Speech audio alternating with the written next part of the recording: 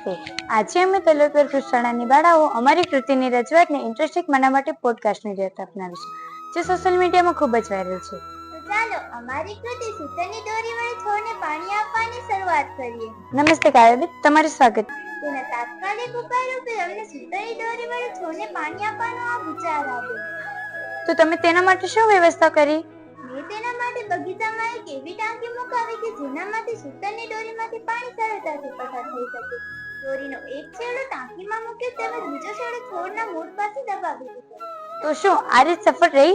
છોડને પૂરતું પાણી મળતું હતું? હા, આ રીત ખૂબ જ સફળ રહી અને 15 દિવસ સુધી છોડને ટીપે ટીપે પાણી મળ્યા જ રહ્યું. તેથી કોઈ છોડ સુકાયો નહીં. આ પદ્ધતિના બીજા કોઈ ફાયદા તમને જોવા મળ્યા?